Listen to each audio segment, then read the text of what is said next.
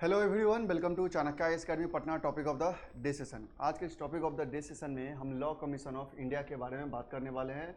Recently president of India ने 23rd law commission का 3 साल के लिए सैंक्शन कर दिया है कि ये अब 23rd लॉ कमीशन जो है अब वो स्टार्ट हो जाएगा सितंबर 2024 से लेके अगस्त 2027 तक। यह 23rd लॉ कमीशन वर्क करने वाला है। आज के सेक्शन में हम बात करेंगे कि क्या है लॉ कमीशन, क्या उसका बैकग्राउंड रहा है। इन तमाम बातों पे आज के सेशन में हम डिस्कशन करने वाले हैं। सो बेसिकली यह जो 23rd लॉ कमीशन जो अभी सैंक्शन किया गया है by the president of India, ये इसलिए भी हुआ है कि जो 22nd लॉ कमीशन था उसमें मार्च 2024 में जब अपने 17 मंथ के 17 मंथ का जो पीरियड था, वर्किंग पीरियड, उसके बाद जो चेयरमैन थे लॉ 22nd लॉ कमीशन के, ऋतुराज अवस्थी, जब उन्होंने रिजाइन दे दिया था उसके बाद से यह जो लॉ कमीशन ऑफ इंडिया था विदाउट चेयरमैन के रूप में ही फंक्शन कर रहा था। और उनका एब्रप्ट रेजिग्नेशन जो था, कहीं ना कहीं बहुत सारे जो वर्क असाइन किए गए थे law commission 22nd law commission of India को, बहुत सारे रिपोर्ट्स पेंडिंग ही रह गए। अब जाके यह 23rd law commission of India को सैंक्शन किया गया by the president of India, और जिसका मेजर एम है कि जो ऑब्सोलीट लॉज हैं, क्या लीगल रिफॉर्म्स हो सकते हैं, इन तमाम बातों पे एक डिटेल्ड रिपोर्ट प्रिपेयर करना है विद इन दीज 3 ईयर्स।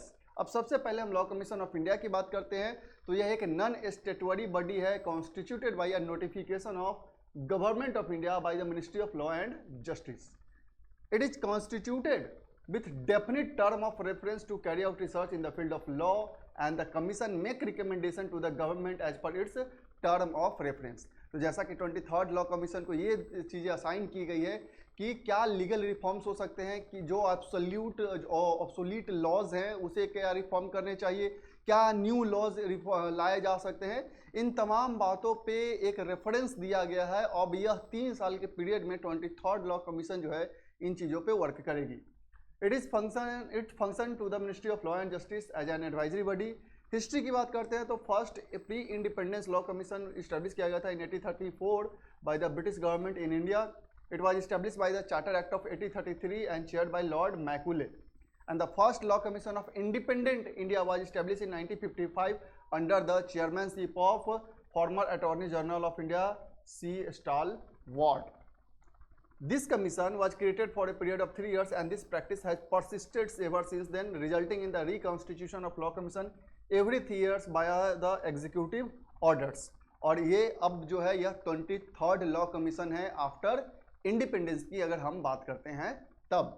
क्यों? क्योंकि 22nd लॉ कमीशन में जो चेयरमैन थे ऋतुराज अवस्थी, वो अब्रप्ट रिजाइन दे दिए थे। उसके बाद से वो चेयरमैन लेस बॉडी हो चुका था लॉ कमीशन ऑफ इंडिया। अब यह 3 साल के लिए कॉन्स्टिट्यूट किया गया है from September 2024 to August 2027। How is law commission created? So law commission is created when union government passes a resolution for formation of a new commission after the expiry of the previous law commission.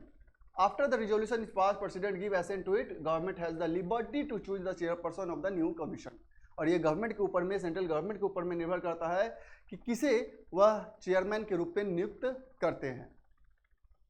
Functioning की बात करते हैं। So the commission works on project based on the reference receive from the central government and from the supreme court and the high courts. At times, keeping in view the importance of subject matter, commission initiate studies on a specific subject so moto। कि commission बहुत सारे matters पे, बहुत सारे subjects पे सो मोटो भी work कर सकती है apart from the assigned works. The commission is aided in its work on legal side by the law officers on the Indian legal service and on the administrative side by the central secretariat services. So commission always welcome suggest from any person, institution, organization on issue under the consideration of the commission। और ये commission हमेशा से जो भी इनके advice आते हैं, चाहे वो एक्सपर्टीज का एडवाइस हो, किसी कमीशन का एडवाइस हो, वो उनके एडवाइस को ध्यान में रखते हुए पर्टिकुलर सब्जेक्ट्स पे भी वर्क करते हैं। रिपोर्ट्स की बात करें so the report of law commission of India laid in the parliament from time to time by the department of legal affairs, ministry of law and justice and forwarded to the concerned administrative department ministries for implementation।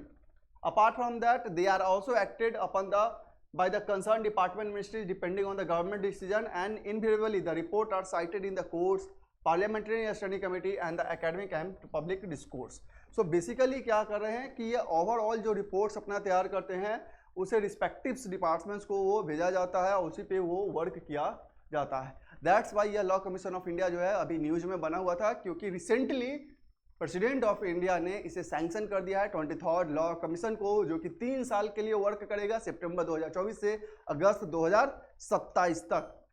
कारण क्या था कि जो 22nd law commission के थे जो chairman Rituraj Awasthi, वो abruptly 17 month के ही अपने पीरियड के दौरान उन्होंने रेजिग्नेशन दे दिया था, और उसके बाद से जो लॉ कमीशन ऑफ इंडिया था विदाउट चेयरमैन के रूप में फंक्शन कर रहा था। So that's all, thank you.